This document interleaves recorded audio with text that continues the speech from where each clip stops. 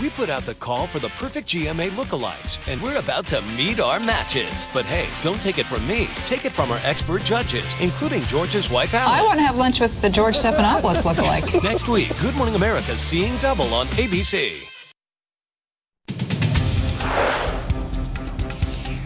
Hello to our fans online. I'm Diana Perez. And I'm John Muller with the top stories on this Friday, March 22nd. President Obama wrapping up his visit to Israel later today. Then he's going to meet with King Jordan, the King of Jordan, King Abdullah. He's one of America's top allies in the region. And yesterday, Mr. Obama took his case for peace directly to the Israeli people. He addressed about 2,000 young people. The president told them that younger Israelis should empathize with their Palestinian neighbors. He also told Palestinians to push their leaders to insist on a long-term peace plan.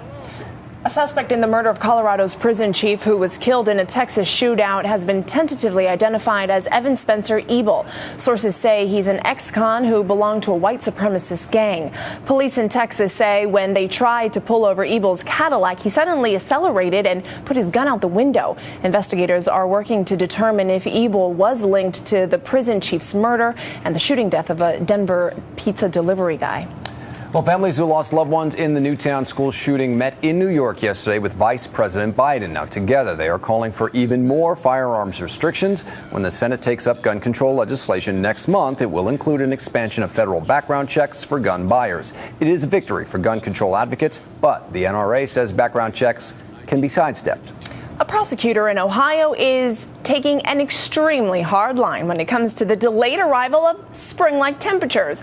Mike Moser of Butler County wants to indict Punxsutawney Phil. He says with temperatures in the teens, that Phil was completely wrong with his prediction about spring's arrival this year.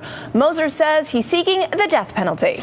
But before anyone takes this too seriously, Moser also says that he knows his stand will soften as time goes by and the weather gets warmer, and ultimately his indictment of Phil will be set aside. I want to see a picture of Phil dressed in like the prison stripes, you know, the orange jumpsuit or something. Behind the bras, exactly. Stamped fraud. It'd be awesome. Get more news anytime at abcnews.com. I'm Diana Perez. I'm John Muller. Thanks for watching. This is World News Now, available anytime, anywhere you want it.